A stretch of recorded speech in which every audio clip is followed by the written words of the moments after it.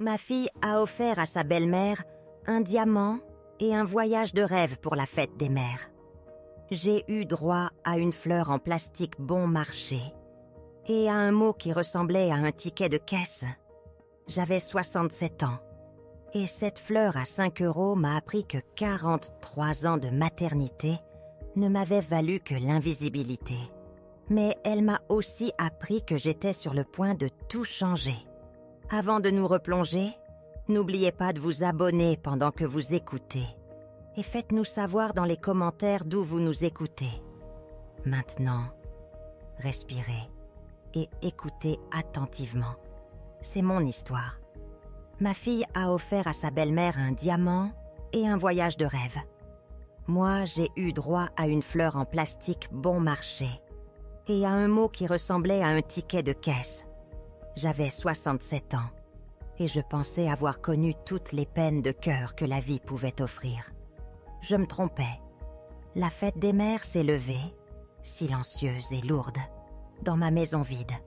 Dehors, le printemps bourdonnait de vie, mais à l'intérieur, le silence pesait, écho constant de l'absence de Jean.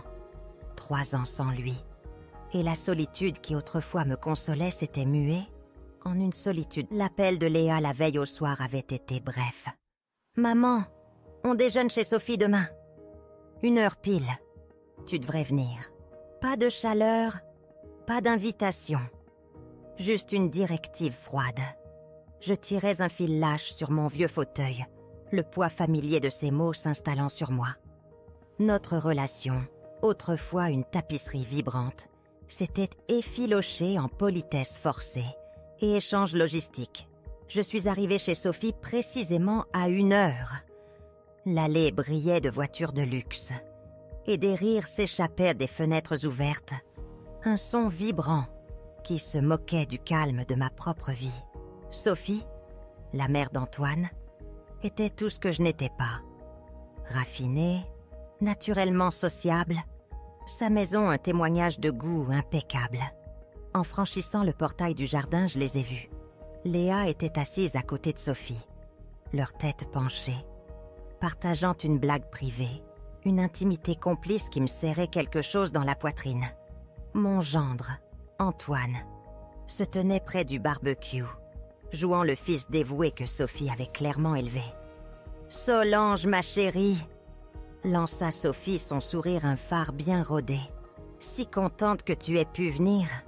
Le regard de Léa a glissé sur moi. Un bref hochement de tête pour seul salut. « Salut, maman.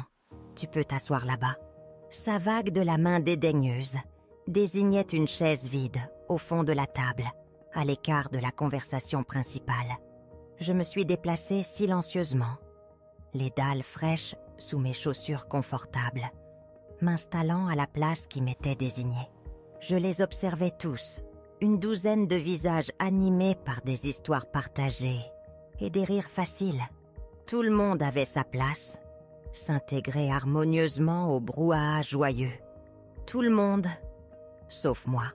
Je me sentais comme un fantôme à ma propre réunion de famille, présente en corps mais totalement effacée en esprit. Puis vint l'échange cérémoniel des cadeaux. « Oh, Sophie, nous avons quelque chose de si spécial pour toi », annonça Léa, se levant avec une excitation enfantine que je ne lui avais pas vue depuis des années. Antoine apparut à ses côtés, une petite boîte en velours et une élégante enveloppe crème à la main. Sophie haleta. À l'intérieur de la boîte, une bague en diamant scintillait, ses facettes captant la lumière. Un cadeau qui témoignait d'une dépense importante et d'un sentiment encore plus grand. « Léa, ma chérie, c'est trop », protesta Sophie, bien que ses yeux brillent de joie.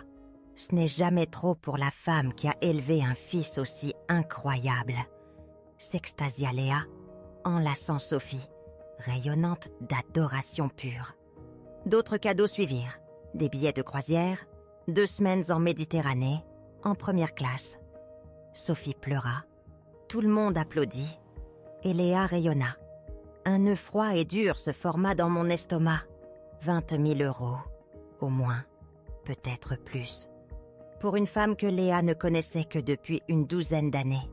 Et maintenant pour grand-maman Solange, annonça Antoine, sa voix nettement plus monocorde. Léa marcha vers moi, un sac cadeau aux couleurs vives pendu à sa main. À l'intérieur, parmi le papier de soie, gisait une simple fleur en plastique bas de gamme, le genre qu'on trouve dans un bazar, et une carte prise à la dernière minute dans une librairie. Je l'ouvris. « Bonne fête des mères » imprimé. En dessous, le griffonnage hâtif de Léa. « Merci pour tout, maman. Merci pour tout. » Comme si j'étais une caissière. La table devint silencieuse. Leurs yeux me fixaient. Attendant, Sophie s'éclaircit la gorge. Antoine regarda ses chaussures. « C'est charmant, » murmurai-je, la voix sèche. « Merci, ma chère. » Mais Léa m'avait déjà tourné le dos, se lançant dans un récit animé sur les destinations de croisière. La conversation reprit de plus belle, me laissant isolée. Je restais assise là, serrant ma fleur en plastique à 5 €, me sentant plus petite et plus invisible que je ne l'avais été depuis des années. J'ai enduré 1 heure de plus, regardant ma fille prodiguer son attention à une femme qu'elle ne connaissait que depuis une fraction de sa vie, tout en me traitant comme une pensée jetable. Quand j'ai finalement murmuré mes excuses pour partir, Léa m'a à peine jeté un coup d'œil. « Merci d'être venue, maman. Conduis prudemment. » Le retour à la maison fut un flou. Mon esprit était fixé sur cette bague, ces billets, la joie pure sur le visage de Léa. À quand remontait la dernière fois qu'elle m'avait regardée de cette façon? À quand remontait la dernière fois qu'elle avait mis ne serait-ce qu'une fraction de cette attention dans un cadeau pour moi? Je me suis garée dans mon allée, le moteur ronronnant, et je suis restée assise là, fixant la fleur en plastique. 43 ans de maternité, à sacrifier, à soutenir, à élever. Et voilà ma valeur. Une pensée de dernière minute, trouvée au rayon des promotions. Cette nuit-là, le sommeil fut un étranger cruel. La scène chez Sophie se rejouait, une boucle sans fin de sourires forcés et de regards indifférents. Où avais-je échoué? J'avais bâti une société de conseil florissante à partir de rien, employé des dizaines de personnes, contribué à ma communauté. Pourtant, j'avais échoué à la seule chose qui comptait le plus. Être digne de l'amour de ma fille. Je me suis dirigée vers mon bureau à domicile, un sanctuaire rempli de décennies de travail. Relevés financiers, déclarations de revenus, contrats commerciaux, tout ce qui représentait les efforts de ma vie. Puis, une question froide et tranchante a commencé à se former. Pourquoi exactement avais-je construit tout cela? Y a-t-il quelque chose qui vous ait déjà fait remettre en question le fondement même de vos sacrifices, vous poussant à vous demander si tout cela n'avait servi à rien? Cette question angoissante de la fête des mères, sur le fondement de mes sacrifices, a brûlé mes nuits, consumant tout espoir de sommeil. La fleur en plastique reposait sur mon comptoir de cuisine. Un monument bon marché et moqueur, à l'indifférence désinvolte de ma fille. Cela me rongeait, une douleur physique pire que tout regret que le décès de Jean m'avait laissé. J'avais bâti une vie, une entreprise, à force de pure ténacité. Mais être digne de l'amour de Léa? C'était là le seul véritable échec. J'avais besoin de réponses. Pas le genre que l'on trouve dans des confrontations larmoyantes ou des cris dramatiques, mais de vraies réponses. Des faits concrets cachés dans des relevés bancaires et de vieilles factures. Le genre que seul moi savais exister. Ce samedi suivant, la lumière matinale et claire me trouva dans mon bureau à domicile, tirant des classeurs que je n'avais pas touchés depuis des années. Jean avait l'habitude de me taquiner, de me traiter de collectionneuse, pour garder chaque document, chaque bout de papier. On ne sait jamais quand on pourrait avoir besoin de preuves, lui disais-je, un petit sourire aux lèvres. Je n'aurais jamais imaginé que j'aurais besoin de preuves de ma propre maternité ou de son absence. Le premier dossier que j'ai ouvert, jauni par l'âge, était simplement étiqueté « Léa, université ». À l'intérieur, des paiements de frais de scolarité, des reçus de logement et de repas, une pile de petites dépenses que j'avais oubliées. Manuel scolaire, un ordinateur portable, même des contraventions de stationnement qu'elle avait accumulées sur le campus. 47 000 € au total. Et cela ne comptait même pas la voiture que je lui avais achetée sa 3e année quand la sienne était tombée en panne. Mais ce n'était que le début. Le papier était fin, presque translucide dans mes mains. Chaque ligne, un fil invisible me reliant à elle. Un fil que j'avais toujours cru être de l'amour. J'ai trouvé le dossier suivant. Mariage, Elena, 58 000 € pour une seule journée. Le lieu majestueux, les arrangements floraux élaborés, le traiteur gastronomique, sa robe de créateur, le photographe haut de gamme. J'avais insisté pour tout payer, chaque détail, parce que je voulais que son jour soit parfait, impeccable. Les parents d'Antoine, Sophie et son mari, n'avaient contribué qu'une seule caisse de vin coûteux. Le contraste me frappa comme un coup physique. Un mariage de plusieurs dizaines de milliers d'euros, acheté avec ma générosité, culminant en une fleur en plastique à 5 €. Ensuite, les dossiers de la maison. Lorsque Léa et Antoine se sont mariés, ils avaient jeté leur dévolu sur une vaste demeure dans l'exclusif quartier des Berges. Leurs revenus combinés couvraient à peine ce rêve. Alors j'avais co-signé. Puis, lorsque l'entreprise d'aménagement paysager d'Antoine connut des difficultés 2 ans plus tard, j'avais discrètement repris leurs paiements hypothécaires pendant 6 mois. Ils ne l'ont jamais su. Je m'en étais assurée, les protégeant des dures réalités de leurs propres décisions financières. Les paiements de voitures ont suivi, 3 véhicules différents au fil des ans. Chacun commençant comme juste un prêt en attendant qu'on se remette sur pied, d'une manière ou d'une autre. Ces prêts ne sont jamais revenus sur mon compte et je n'ai jamais rien demandé. J'ai simplement absorbé les paiements en silence, un courant discret s'écoulant de ma vie vers la leur. Mais c'est le fonds d'urgence qui m'a vraiment frappée. En 2019, l'entreprise d'aménagement paysager d'Antoine avait failli couler. Mauvais investissement, mauvais partenaire. Ils étaient au bord de la faillite. Léa m'avait appelé, la voix paniquée, suppliant de l'aide. J'avais transféré 85 000 € le jour même. Pas de contrat, pas de plan de remboursement, juste une mère aidant son enfant. 6 mois plus tard, ils avaient acheté un nouveau bateau. Je me suis adossée à ma chaise, les vieux ressorts grinçant en signe de protestation. Sur l'affichage de la calculatrice, les chiffres me fixaient. Près de 400 000 €. Au cours des 15 dernières années, j'avais donné ou dépensé près d'un demi-million d'euros pour Léa et Antoine. Université, mariage, maison, voiture, renflouement d'entreprise et d'innombrables petites dépenses que j'avais cessé de suivre il y a des années. 400 000 €, plus que ce que la plupart des gens voient dans une vie. Et hier, j'avais reçu une fleur en plastique. La partie la plus douloureuse n'était pas l'argent. Mon cabinet de conseil avait prospéré. Mes investissements avaient fructifié. Je pouvais me permettre d'être généreuse. La partie douloureuse était la réalisation glaçante que ma générosité était devenue totalement invisible pour Léa. Attendue, prise pour acquise. J'ai pris mon téléphone, faisant défiler nos conversations textuelles de la dernière année. Ces messages étaient brefs, fonctionnels, toujours une demande. Peux-tu récupérer le linge au pressing? Antoine a besoin d'emprunter ton utilitaire. Les enfants ont besoin de fournitures scolaires. Toujours demander, jamais offrir. Jamais un simple « Comment vas-tu, maman ?» ou « Je pense à toi.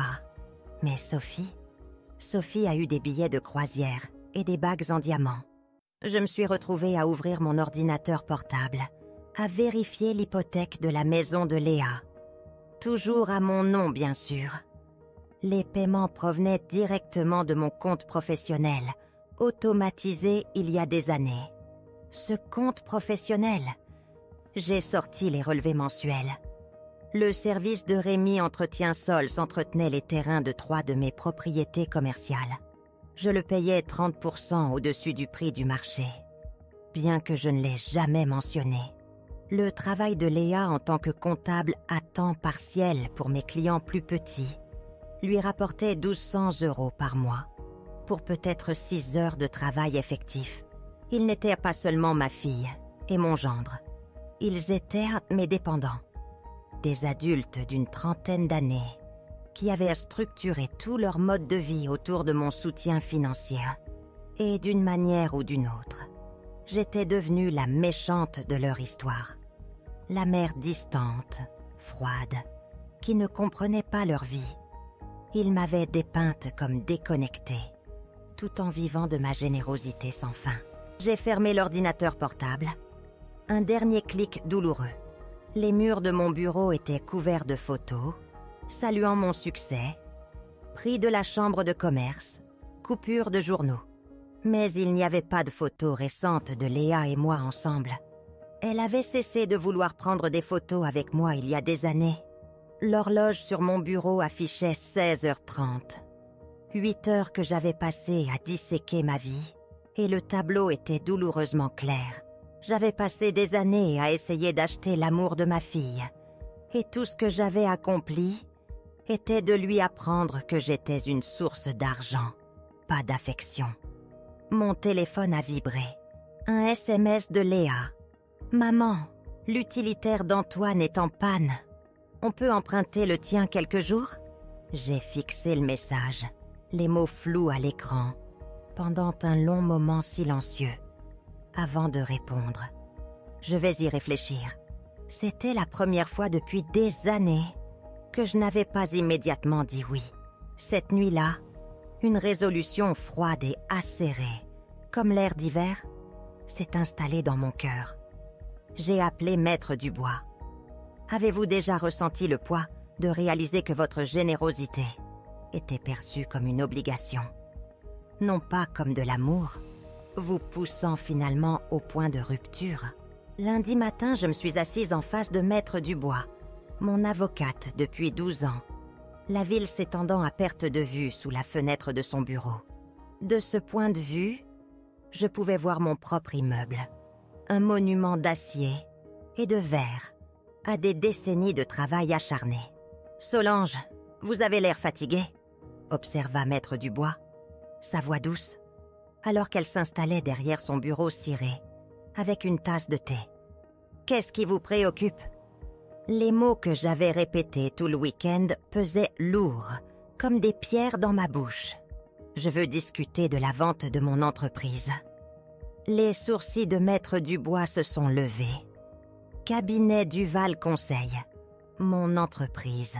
Mon héritage. 30 ans de travail acharné. « Mais c'est votre héritage, Solange, » déclara-t-elle, surprise. « C'est précisément le problème. » Ai-je répondu doucement. « Je dois comprendre ce qui arriverait à ma famille si je vendais. » L'expression de Maître Dubois changea, sentant que ce n'était pas une simple question. Elle sortit un cahier juridique, son masque professionnel se mettant en place. « Expliquez-moi vos préoccupations, » me demanda-t-elle. Pendant l'heure qui suivit, j'ai tout mis à nu. Les paiements hypothécaires, les contrats commerciaux, la toile complexe de dépendance financière que j'avais inconsciemment tissée autour de Léa et Antoine. Maître Dubois prenait des notes, posant parfois des questions pour éclaircir, son visage soigneusement neutre. « Donc, si vous vendiez l'entreprise, » résuma-t-elle finalement, Antoine perdrait ses principaux contrats commerciaux, Léa perdrait ses revenus de comptabilité et ils devraient se qualifier pour leur hypothèque de manière indépendante. « Exactement, » ai-je affirmé. « Maître Dubois s'est penché en arrière, son regard perçant. « Solange, puis-je demander ce qui vous pousse à cela? La dernière fois que nous avons parlé, vous étiez en pleine expansion, envisageant même Léa comme associée. J'ai raconté la fête des mères, la fleur en plastique contre la bague en diamant. Les années passées à me sentir comme un distributeur de billets sur pattes. » Maître Dubois a écouté sans interruption, une légère grimace traversant son visage à certains détails. « Je vois, » a-t-elle dit. « Et vous envisagez de vendre comme un moyen de découvrir qui est vraiment ma fille. » Ai-je terminé, ma voix ferme. En ce moment, je ne sais pas si elle m'aime ou si elle aime mon chéquier. Maître Dubois a hoché la tête lentement. Il y a des moyens de faire cela progressivement. Nous pourrions restructurer vos arrangements commerciaux, transférer un certain soutien financier au fil du temps. Non, ai-je dit, une nouvelle fermeté dans la voix. Le changement graduel donne aux gens le temps de s'adapter, de trouver de nouvelles façons de manipuler. Si je fais cela, il faut que ce soit net. Nous avons discuté de la logistique pendant 1 heure de plus. Maître Dubois avait des contacts dans le monde du courtage. Elle a estimé que le processus prendrait de 3 à 6 mois. Confidentialité absolue, ai-je insisté. Personne ne doit savoir tant que ce n'est pas finalisé. Bien sûr, mais Solange, une fois que vous aurez fait cela, il n'y aura pas de retour en arrière. Êtes-vous préparée à la réaction de Léa? J'ai pensé à cette fleur en plastique. Je suis prête à ce qu'elle me montre exactement qui elle est. Cet après-midi-là, j'ai commencé à apporter des changements subtils.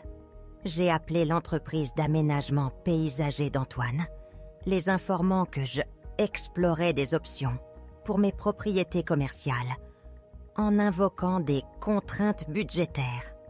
La panique dans sa voix a été immédiate. « Madame Solange, nous pouvons négocier. Il ne s'agit pas des tarifs, Antoine.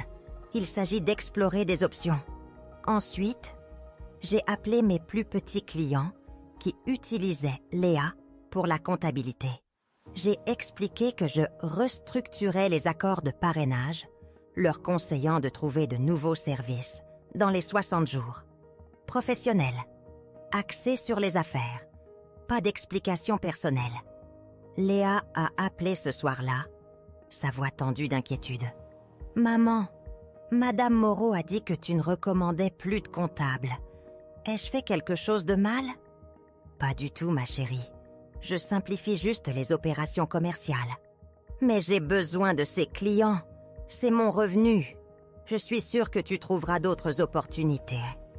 Ai-je dit calmement. Tu es très capable. Une longue pause. Maman, tout va bien? Tu agis étrangement. Je vais bien, Léa. Juste occupée par les affaires.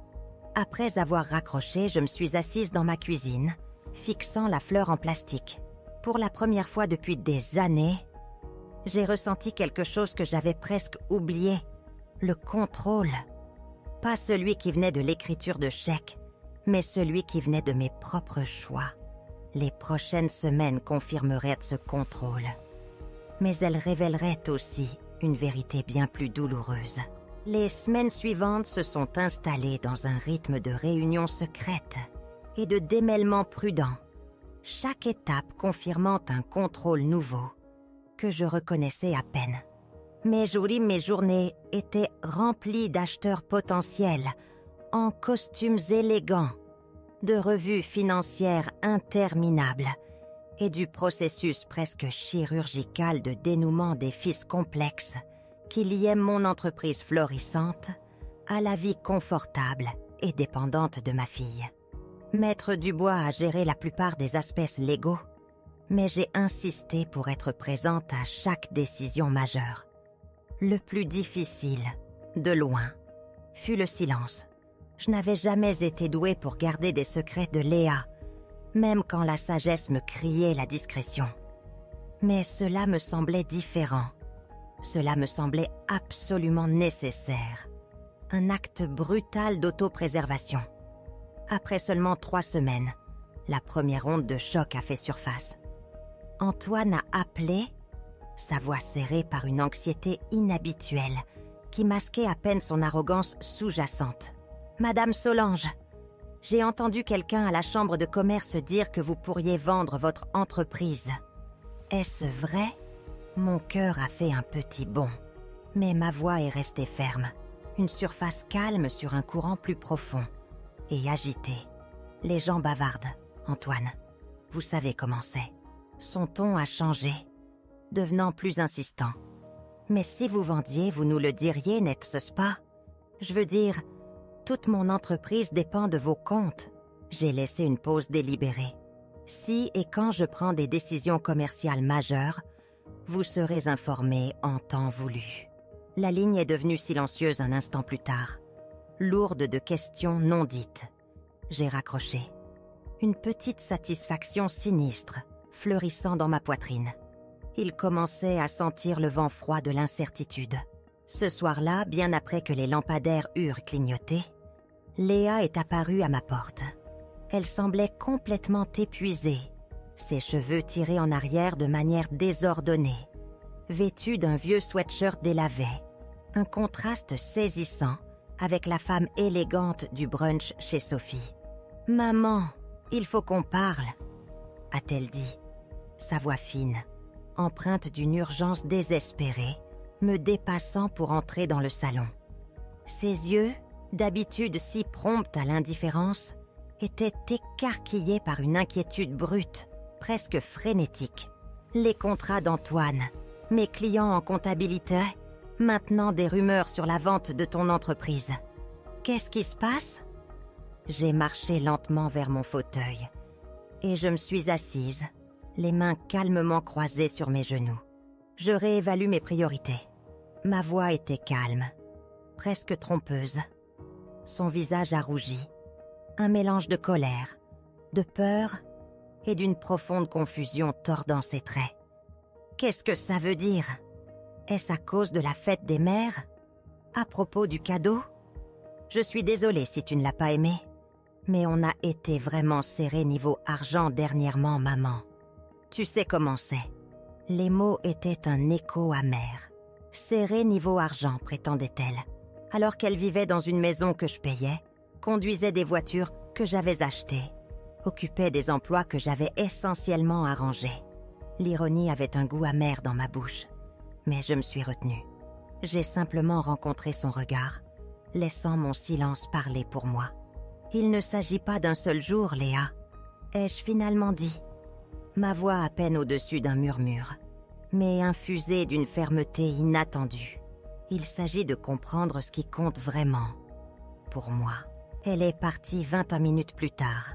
Sa frustration, une chape palpable autour d'elle, toujours complètement déconcertée par mon calme, ma démarche inflexible. Je suis restée près de la fenêtre du salon, la regardant partir. Sa voiture, une forme familière disparaissant dans la rue. C'était la même voiture que j'avais co-signée, il y a des années. Un geste généreux qui ressemblait désormais à une cage dorée. Elle rentrait chez elle, là où, pour l'instant, je payais encore l'hypothèque. Son avenir dépendant sans le savoir d'un fil que j'avais moi-même choisi. Les fils de sa dépendance se dénouaient et la douloureuse vérité de sa réalité commençait tout juste à faire surface. Quelle révélation choquante avez-vous vécue lorsqu'un filet de sécurité perçu commence soudainement à disparaître? L'appel téléphonique est arrivé un mardi matin. Une sonnerie aiguë et métallique, coupant le bourdonnement discret du bureau de Maître Dubois alors que j'examinais l'accord d'achat final. Maître Dubois avait trouvé un acheteur, un plus grand cabinet de conseil, désireux de s'étendre. L'offre était généreuse, bien plus que ce que j'avais espéré, un témoignage silencieux de décennies de travail acharné. Mon stylo planait au-dessus des documents préliminaires quand mon téléphone portable a vibré. L'identification de l'appelant affichait mon propre numéro de maison. Une vision étrange puisque j'étais ici, à des kilomètres de là. J'ai laissé sonner, supposant que c'était un faux numéro. Mais il a persisté. « Allô, Madame Solange ?» a commencé une voix d'homme, nette et inconnue. « C'est Jacques Leroy du cabinet Leroy & Associés. J'essaie de vous joindre concernant l'acquisition de cabinet Duval Conseil. Mon sang s'est glacé. Une peur soudaine et glaçante. Je suis désolée. Qui est-ce ? Ai-je réussi ? Ma voix tendue. Jacques Leroy. Mon cabinet s'occupe de la diligence raisonnable pour l'achat. Je m'excuse. J'ai peut-être composé le mauvais numéro. J'essayais de joindre votre bureau. Quelqu'un a répondu et a dit qu'elle était votre assistante. Elle m'a donné la permission de discuter des détails de la vente. Ma main se crispa sur le téléphone. Une seule personne avait les clés de ma maison.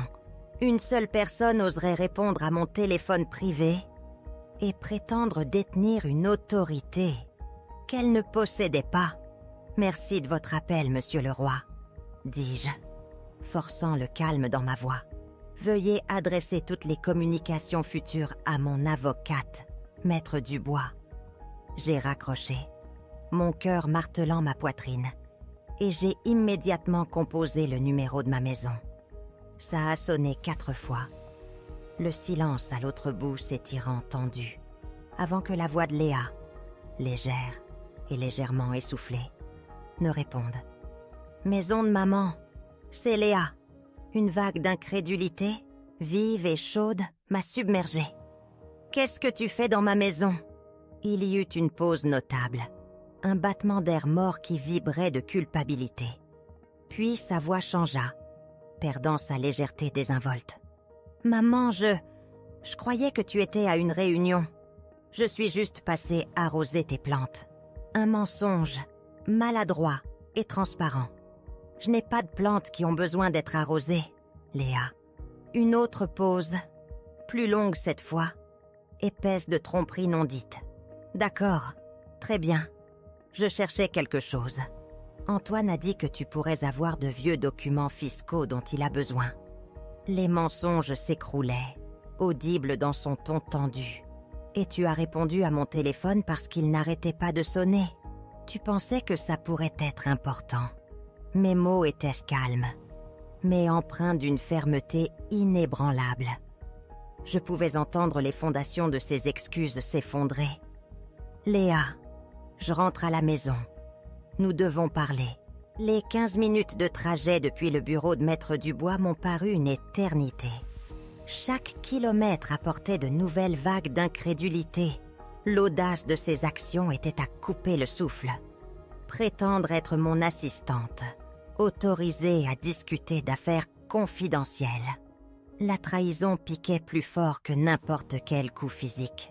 Lorsque je me suis garée dans mon allée, la voiture de Léa était toujours là, mal garée, comme si elle était arrivée à la hâte. Je l'ai trouvée dans mon bureau à domicile, assise à mon bureau, des papiers éparpillés autour d'elle. Elle a levé les yeux quand je suis entrée, son visage un mélange chaotique de défi et de culpabilité. « Tu as trouvé ce que tu cherchais ?» ai-je demandé, ma voix calme, presque détachée. Elle a fait un vague geste vers le désordre de documents. « Maman, qu'est-ce que c'est que tout ça?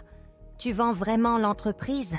Je me suis approchée, commençant à ramasser les papiers éparpillés, contrats d'achat, relevés financiers, clauses de confidentialité, tout ce qu'elle n'aurait pas dû voir, pas dû toucher. « Ce sont des affaires privées, Léa. »« Privées ? Maman, cela nous concerne tous. L'entreprise d'Antoine dépend de tes contrats. Mes revenus viennent de tes recommandations. Tu ne peux pas simplement vendre sans nous en parler. » J'ai arrêté de ramasser les papiers et je l'ai vraiment regardée. 35 ans, assise sur ma chaise, à mon bureau, exigeant des explications sur les décisions concernant ma propre entreprise.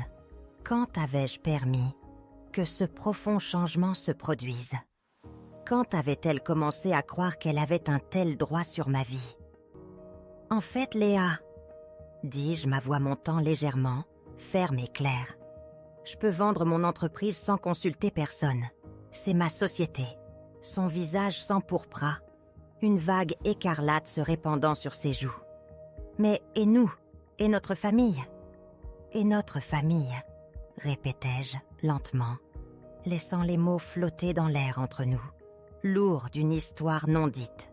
Quand as-tu commencé à te soucier de notre famille?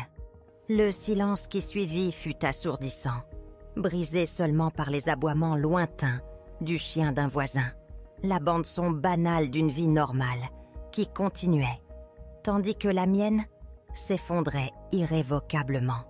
Ressentez-vous parfois le poids écrasant des non-dits qui finissent par éclater, changeant irrévocablement la façon dont vous percevez vos proches?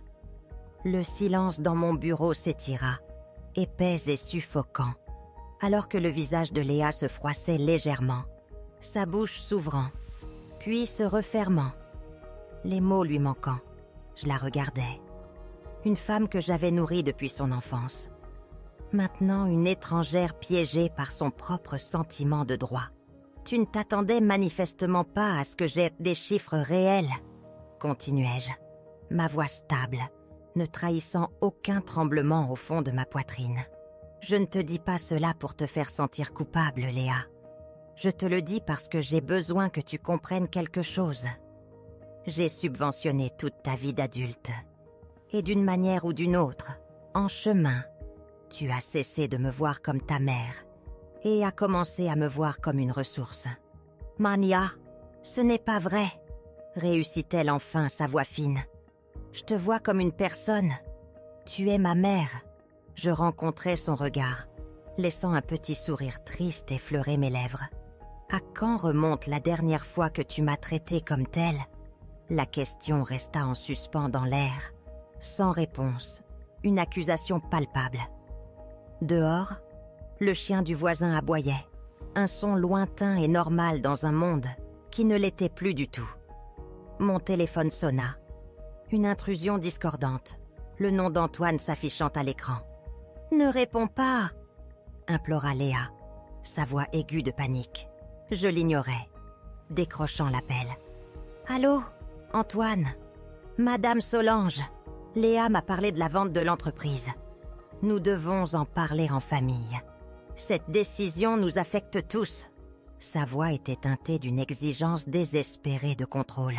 « En fait, Antoine, déclarai-je calmement, non, ça m'affecte moi. C'est mon entreprise à vendre. Mais nos contrats, notre gagne-pain, votre gagne-pain a été ma responsabilité trop longtemps. Le coupai-je, ma voix inébranlable. Il est temps que vous appreniez tous les deux à prendre soin de vous. J'ai raccroché, regardant Léa, qui me fixait comme si elle me voyait pour la toute première fois. Maman, tu ne peux pas être sérieuse. Je n'ai jamais été plus sérieuse de ma vie. C'est là que la panique s'est vraiment installée pour elle. Le lendemain matin, mon téléphone a commencé à sonner à 6h47. Léa. Son nom clignotait à répétition. J'ai laissé sonner pour qu'elle tombe sur la messagerie vocale. Ça a sonné à nouveau immédiatement. Et encore. Au moment où j'ai terminé mon café, elle avait appelé 12 fois. J'ai finalement répondu au 13e appel. « Maman, s'il te plaît, il faut qu'on en parle. » Sa voix était frénétique, à la limite de l'hystérie. « Nous avons parlé hier, Léa. Je crois que j'ai été très claire. Tu ne peux pas juste détruire nos vies, parce que tu es fâchée à cause d'un cadeau de fête des mères. » Ma tasse de café a claqué contre la soucoupe, une colère familière commençant à monter. Cela n'a rien à voir avec un seul cadeau. Et tu le sais.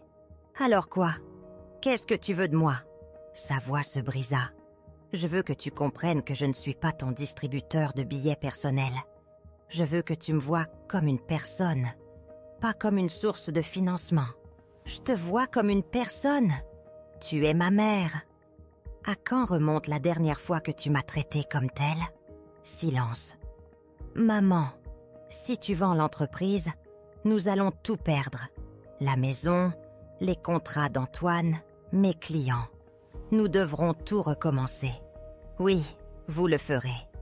Et c'est peut-être exactement ce dont vous avez besoin. Elle a raccroché. 20 minutes plus tard, elle a rappelé. Puis encore. Et encore, j'ai arrêté de compter après le 15e appel. Chaque message vocal était une variation désespérée. Supplication, négociation, menace, manipulation. « Maman, Antoine a des douleurs thoraciques à cause du stress. Tu veux le mettre à l'hôpital ? Maman, je suis désolée pour la fleur. Je me rattraperai. S'il te plaît, ne vends pas l'entreprise. Maman, tout le monde va penser que tu es vindicative et cruelle. Est-ce vraiment ainsi que tu veux qu'on se souvienne de toi ? » À midi, elle avait appelé 28 fois. Chaque appel était le témoignage désespéré de sa prise de conscience naissante. Toute sa vie était bâtie sur ma générosité. Et j'en avais enfin assez d'être tenue pour acquise. La sonnette a retenti à 14h30. Par le Judas, j'ai vu Léa sur mon perron, les yeux rouges et gonflés. Antoine se tenait derrière elle, le visage masqué d'une colère à peine contenue. J'ai ouvert la porte, mais laissé l'espace peu accueillant. « Maman, s'il te plaît !» commença Léa immédiatement, la voix chargée de larmes non versées. « Nous devons en parler comme des adultes. Nous avons essayé hier, dis-je, ma voix neutre. Tu n'étais pas intéressé par la discussion. Tu étais intéressé par l'accès à mes documents privés et à te faire passer pour mon assistante. » Antoine s'avança, les yeux plissés. « Madame Solange, avec tout le respect que je vous dois, cela affecte plus que vous. Nous avons une famille à laquelle penser. Moi aussi, dis-je doucement, mon regard soutenant le sien.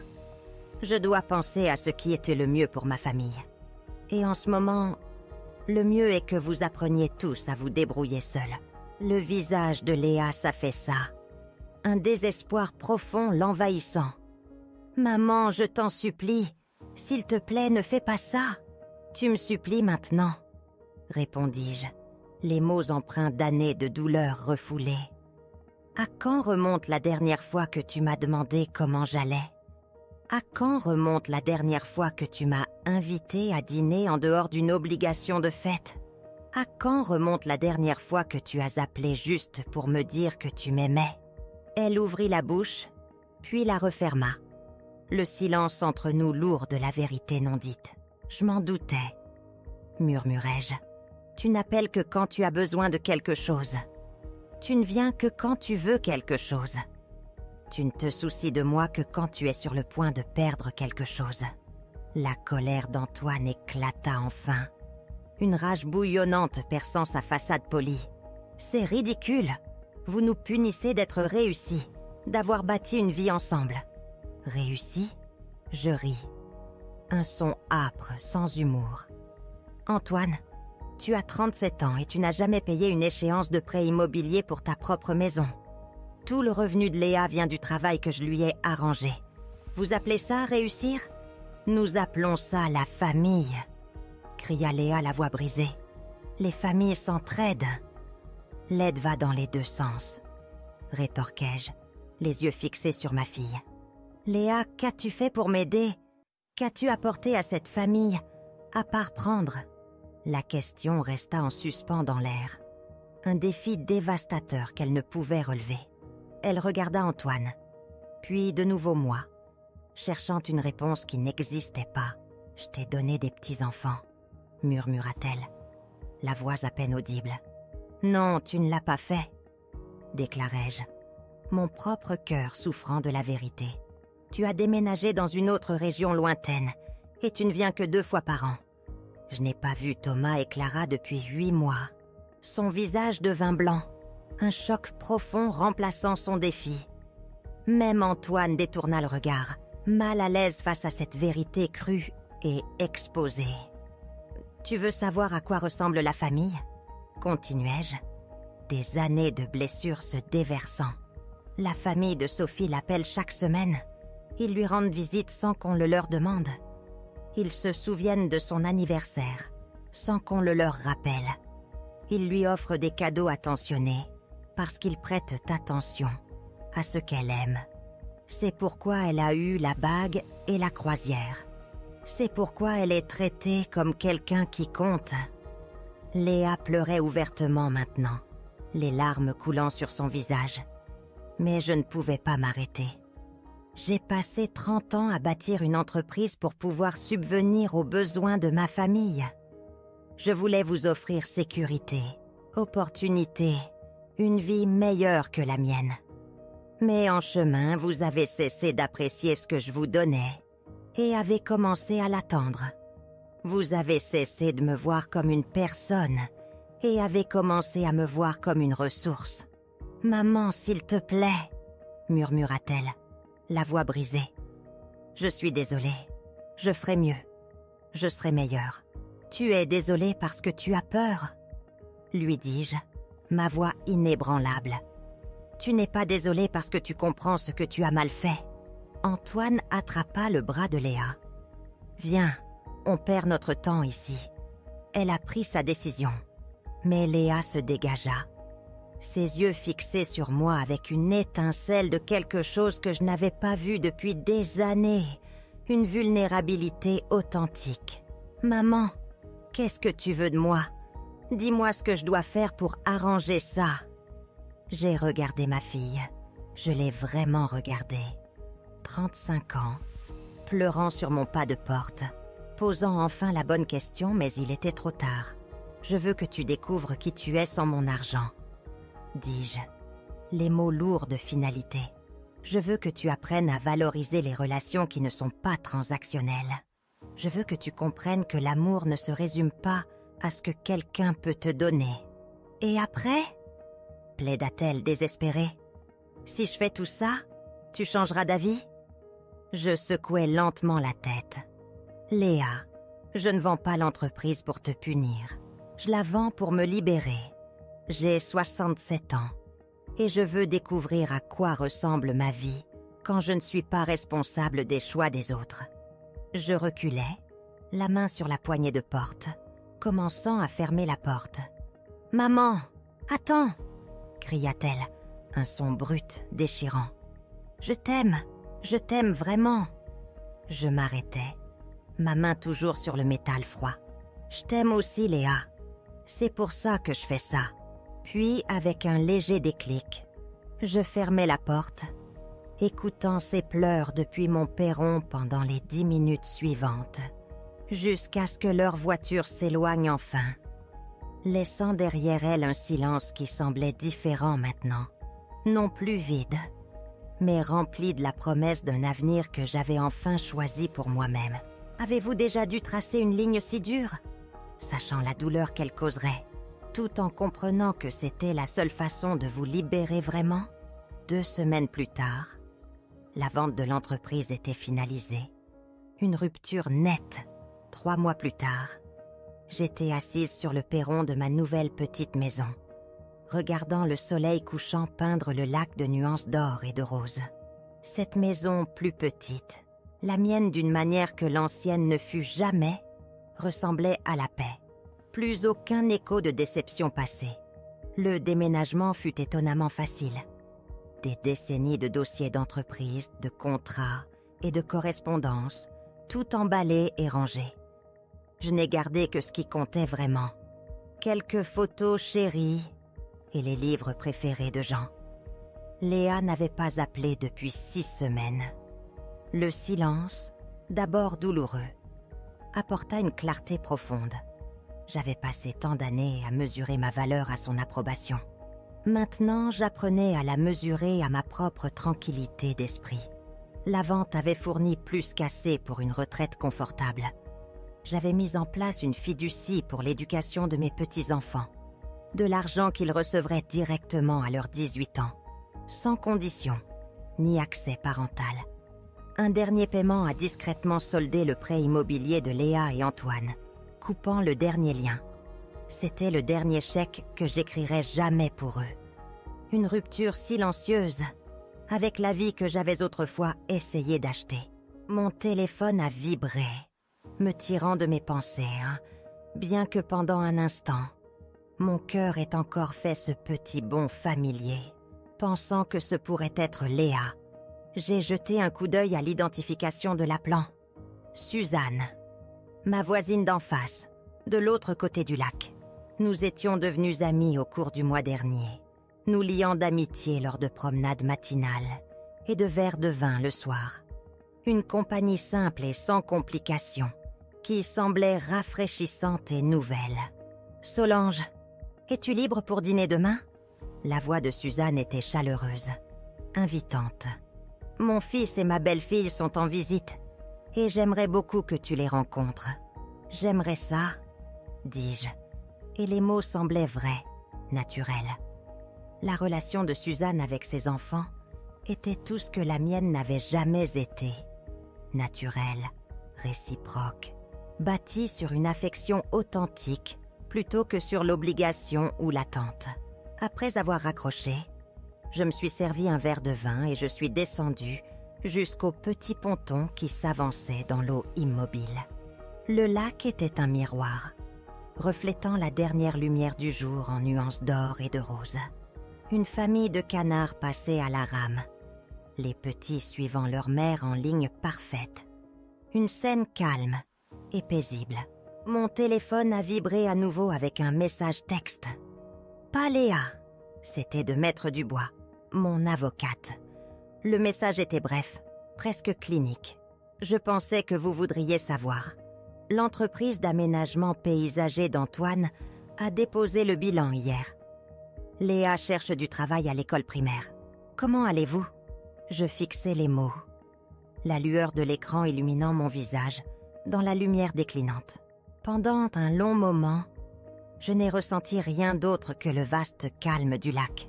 Puis, une lueur de tristesse, un faible écho des années, mais aucune culpabilité. C'étaient des adultes. Ils avaient fait leur choix, de mauvais choix. Maintenant, ils apprenaient à vivre avec les conséquences, comme tout le monde dans le monde. J'ai tapé une courte réponse. « Je vais bien. Merci de m'avoir tenu informé. » Un plongeon huard a appelé de l'autre côté de l'eau. Son cri envoûtant et magnifique résonnant sur les collines lointaines. Je n'avais jamais entendu ce son avant de m'installer ici. Il y avait tant de choses que je n'avais jamais vécues, que je ne m'étais jamais permis de remarquer, alors que j'étais occupée à être responsable de la vie des autres, de choix qui n'étaient jamais vraiment les miens. Demain, je commençais un cours de poterie en ville, un simple exutoire créatif dont j'avais toujours rêvé, mais que je n'avais jamais eu le temps de poursuivre. La semaine prochaine, je m'étais inscrite à un club de lecture, à la petite bibliothèque municipale. De petites choses, peut-être, mais elles étaient à moi, choisies parce qu'elles m'intéressaient. Non pas parce que quelqu'un d'autre avait besoin que je les fasse, non pas parce qu'elles servaient un agenda tacite. La chose la plus étrange à propos de cette nouvelle vie était à quel point je me sentais légère. Pendant des années, j'avais porté le poids écrasant des problèmes des autres, de leurs mauvaises décisions, de leurs difficultés financières. Je m'étais convaincue que ce poids était de l'amour, que le supporter était la forme la plus pure de la maternité. Mais ce n'était pas le cas. C'était de la complaisance. Cela nous avait tous blessés, transformant les relations en transactions. Le véritable amour, j'apprenais, signifiait parfois dire non. Parfois, cela signifiait laisser les gens se débattre pour qu'ils puissent grandir, pour qu'ils puissent trouver leur propre force. Parfois, cela signifiait même partir pour qu'ils puissent trouver leur propre chemin. 6 mois plus tard, une lettre est arrivée. Pas un appel téléphonique, pas un message texte, mais une vraie lettre, tangible, manuscrite. L'adresse de l'expéditeur était celle de Léa, mais l'écriture était différente, plus soignée, plus délibérée que son gribouillis habituel. Je l'ai emportée sur mon perron, l'enveloppe lourde dans ma main, et me suis assise dans mon fauteuil à bascule. « Chère maman », commençait-elle, « j'essaie d'écrire cette lettre depuis des mois, mais je n'ai jamais su quoi dire. Je n'arrêtais pas de vouloir te demander de revenir, d'arranger les choses, de faire en sorte que tout redevienne comme avant. Mais je comprends enfin que la façon dont les choses étaient avant n'était bonne pour aucun de nous. J'ai posé la lettre sur mes genoux, prenant une profonde inspiration frissonnante, le léger parfum de pin du lac se mêlant au papier et à l'encre. Antoine et moi divorçons. Continuait la lettre. Je sais que tu as probablement entendu parler de la faillite, de moi travaillant à l'école. Sato était l'année la plus difficile de ma vie, mais aussi la plus honnête. J'ai dû apprendre qui j'étais sans ton argent, sans ton filet de sécurité. J'ai dû trouver comment prendre soin de moi. Mes yeux se brouillèrent, mais je continuais à lire. Je n'écris pas pour demander quoi que ce soit. J'écris pour te dire que je suis désolée. Je suis désolée de t'avoir tenue pour acquise. Je suis désolée de t'avoir traitée comme une obligation au lieu d'une personne. Je suis désolée pour toutes les années que j'ai gaspillées à être en colère contre toi pour des choses qui n'étaient pas de ta faute. Je comprends maintenant pourquoi tu as vendu l'entreprise. Tu ne me punissais pas. Tu nous libérais toutes les deux. J'aurais juste aimé ne pas mettre autant de temps à le comprendre. Je n'attends pas que tu me pardonnes. Et je ne te le demande pas. Je voulais juste que tu saches que je comprends enfin ce que tu as essayé de me dire. La famille ne se résume pas à ce que tu peux donner à quelqu'un ou à ce qu'il peut te donner. C'est être présente, prêter attention et se soucier de quelqu'un pour ce qu'il est, pas pour ce qu'il peut faire pour toi. J'espère que tu es heureuse, maman. J'espère que tu as trouvé la paix que tu cherchais. Tu le mérites. Je t'embrasse, Léa. Une petite larme, presque imperceptible, marqua la page. PS, ajouta-t-elle d'une écriture légèrement plus tremblante. J'ai gardé la fleur en plastique. Elle est sur le rebord de ma fenêtre de cuisine. Et chaque fois que je la vois, je me souviens du regard sur ton visage ce jour-là. Je me souviens du moment où j'ai réalisé que je t'avais brisé le cœur. Je suis désolée d'avoir mis si longtemps à me soucier de réparer ça. Je suis restée assise sur mon perron pendant longtemps après avoir lu cette lettre, regardant le soleil plonger sous l'horizon, peignant le lac de couleurs brillantes et ardentes.